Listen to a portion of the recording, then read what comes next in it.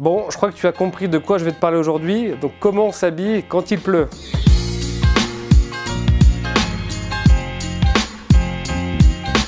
Cette vidéo va être divisée en 3 parties, donc qu'est-ce que je mets pour le haut du corps pour protéger ma tenue normale, quel pantalon je porte quand il pleut et quelles chaussures je mets aussi. Alors quand tu as un style très classique, genre tu mets souvent un costume pour aller travailler et ou tu adores les chaussures habillées, porter un vêtement pour les protéger de la pluie est une nécessité absolue.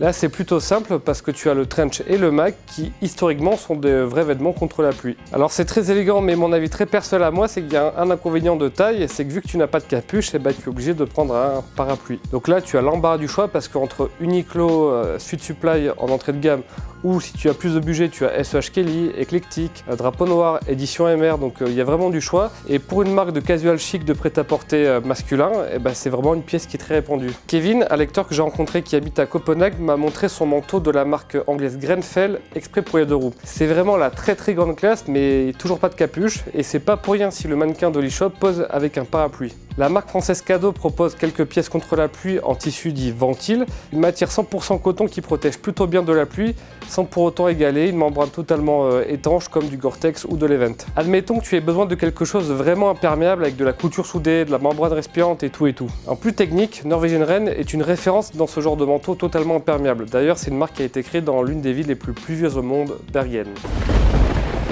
La coupe est prévue pour porter une veste ou un blazer en dessous, c'est bourré de détails très fonctionnels et la capuche est juste géniale. D'ailleurs, je t'invite à lire le test que j'ai écrit sur la marque que je te mets en description. J'aime beaucoup aussi Arc'teryx Veillance qui propose de très beaux manteaux fabriqués à Vancouver au Canada, mais malheureusement ils sont très chers, c'est souvent des pièces à plus de 1000 €. Mais heureusement, dans son offre de base, donc pas la gamme Veillance, Arc'teryx propose de plus en plus de manteaux en Gore-Tex avec des designs de plus en plus urbains, comme les modèles Sawyer et Keppel. Et sinon, j'adore vraiment les parkas en Gore-Tex de la marque japonaise Nanamika, parce que justement quand tu vois le manteau ou la parquette, t'as pas du tout l'impression que c'est du Gore-Tex. Si tu veux quelque chose avec un aspect plus authentique, plus héritage, donc tu as les vestes en coton ciré à la James Bond dans le film Spectre. Alors ça a son charme, je dis pas le contraire, mais les échos que j'ai eu sur la respirabilité sont pas terribles. On trouve aussi ce qu'on appelle donc du rainwear totalement imperméable et abordable avec des marques comme Rent, mais le gros point faible, vu que c'est une couche de caoutchouc par-dessus ton corps, c'est que ça respire pas du tout.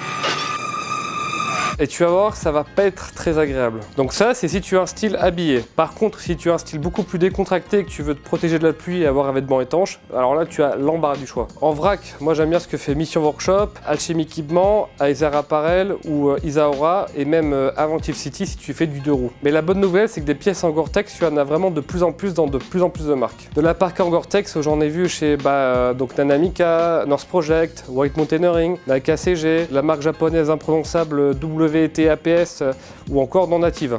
Et à ce propos, je t'invite à revoir ma vidéo sur les 7 pièces préférées que je porte pour le printemps parce que je parle pas mal de ce genre de vêtements. On va passer aux vêtements contre la pluie. Alors là, c'est la pièce sur laquelle je continue vraiment à me casser les dents parce que c'est dur à trouver et c'est d'autant plus dommage qu'un jean normal, sous la pluie, ça devient vite une éponge, notamment au niveau des cuisses. Alors de base, oublie le pantalon en Gore-Tex. Tu as bien Arc'teryx Veillance qui en propose un, mais c'est très cher, c'est 650 $ canadiens et surtout, tu peux rien en faire dans une tenue avec un look normal. Donc il faut se tourner vers des pantalons en tissu Ventil où tu peux trouver des choses résistantes aux averses. Mais globalement, tu as une touche outdoor qui reste quand même très marquée, comme sur les modèles de chez Snow Peak ou Iltrek. Ça ira nickel dans un look workwear, mais si tu veux quelque chose de plus habillé pour sortir le samedi soir, ça va être un peu compliqué malheureusement. Et si tu tiens vraiment à explorer cette matière, tu as des pantalons dans ce genre de tissu chez la marque Enfin Levé ou chez la marque Putnik by Tilak si tu arrives à mettre la main dessus. Et sinon, la solution la plus simple que je recommande personnellement, c'est donc de prendre un pantalon avec un traitement déperlant. Donc là, tu retombes sur toutes les marques habituelles du type Outlier, Mission Workshop, Alchemy Equipment ou la marque que j'arrive pas à prononcer, c'est Zwerf.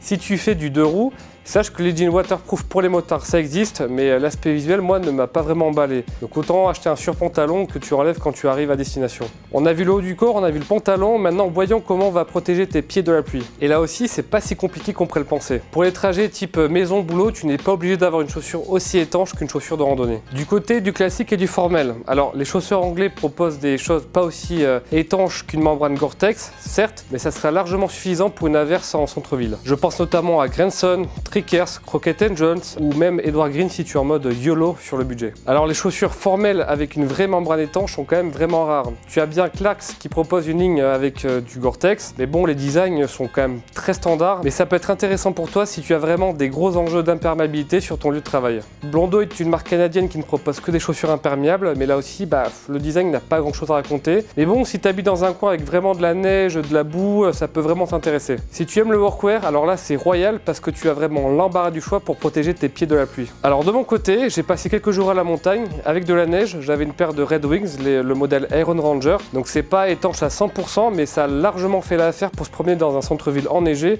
ou aller en bas des pistes avec un peu de neige. En autre choix, tu as des marques comme Wolverine, Chippewa, Viberg ou Axrid Bootmaker que j'aime bien. Si tu veux de la performance et que tu aimes bien les designs bien costauds, les Danner sans Gore-Tex sont vraiment un super choix. J'aime bien leur collaboration avec la marque japonaise Snow Peak. J'ai aussi eu un coup de cœur pour la collaboration entre Timberland et la boutique hongkongaise Madness. Le design est super cool, mais alors pour mettre la main dessus, bon courage. Si tu as un style beaucoup plus décontracté et streetwear, on va parler d'un de mes sujets préférés en ce moment, ce sont les sneakers en Gore-Tex. Faut savoir que Gore-Tex essaye vraiment de se positionner comme un fournisseur créatif et à la pointe de la hype. C'est donc pour cette raison qu'on voit de plus en plus de sneakers étanches avec la célèbre membrane. Pour moi, les Adidas NMD en Gore-Tex que je possède sont une excellente première paire de sneakers étanches. Elles sont très confortables, on les trouve relativement facilement et elles ont vraiment un look dans l'air du temps. Dans le même genre et en Gore-Tex, tu as aussi le modèle ETQ qui peut t'intéresser. Ensuite, il faut absolument que tu surveilles les collaborations entre New Balance et North Project parce qu'à chaque fois, ça donne de superbes modèles en Gore-Tex. En plus abordable, tu as aussi Vans qui sort régulièrement des modèles en Gore-Tex sous sa ligne Volt et tu as même Converse qui s'y est mis aussi d'ailleurs. Adidas, encore eux, ils ont sorti leur modèle intemporel en Gore-Tex, donc les Stan Smith et le modèle Stockholm. Alors dernier point, si tu veux vraiment dire adieu une bonne fois pour toutes aux pieds mouillés,